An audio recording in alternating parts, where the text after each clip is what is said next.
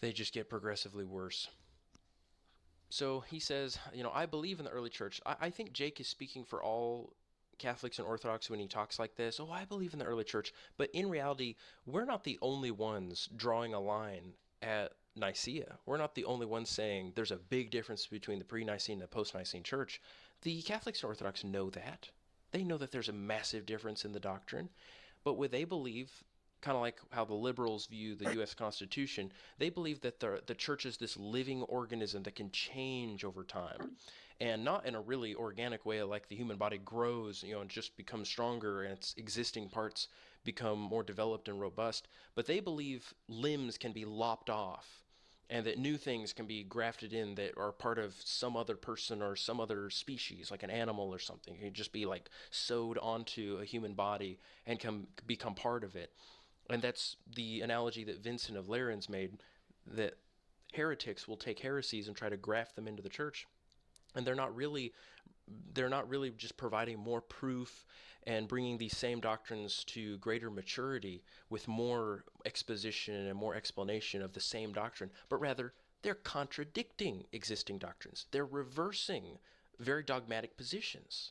So when he says, "Oh, I believe in the early church," he's lying, and so are the Catholics and Orthodox. They do not believe in the early church. They believe that the post-Nicene church, and just whatever the current church says, has the authority to override what the church taught from the beginning.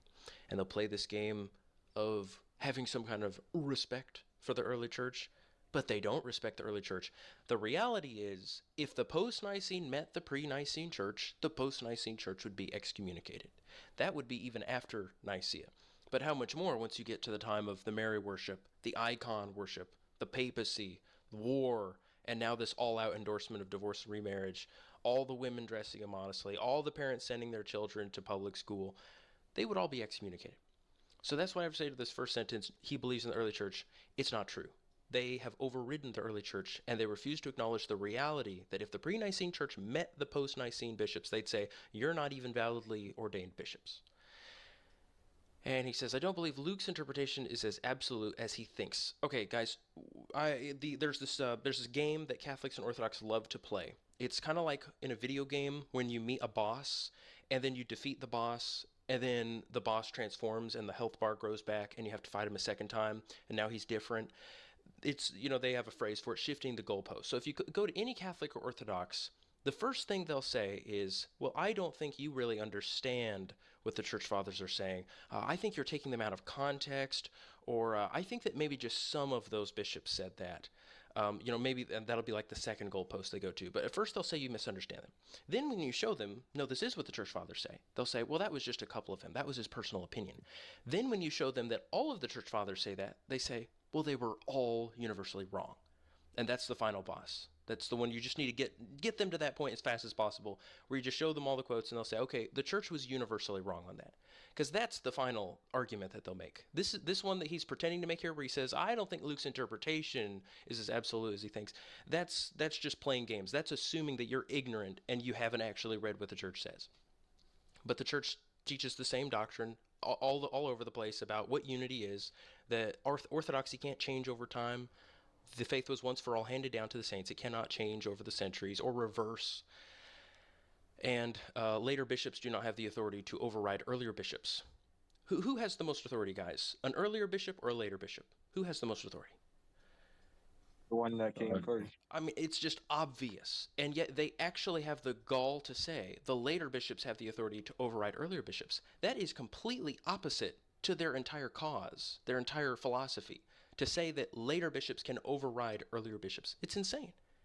Why do they even call themselves Orthodox Church? Why do they claim to call themselves the ancient church if they will just openly say we can override earlier bishops? And they will say that. You just got to show them the quotes. Sometimes they'll assume you're naive. Yes, did somebody want to say something? And that's not even the nature of truth anyways, right? Shouldn't the one that came first be true and then the second false?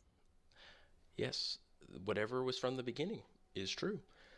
And they don't believe that. They'll use the phrases, guys. Aramis and I were just talking about this, how you can hear a sermon from an Orthodox priest, and all of his phrases are correct, and even his philosophies are correct. Especially when they talk to the Protestants, they'll really sell the Protestant on the idea of you need to go back to the beginning.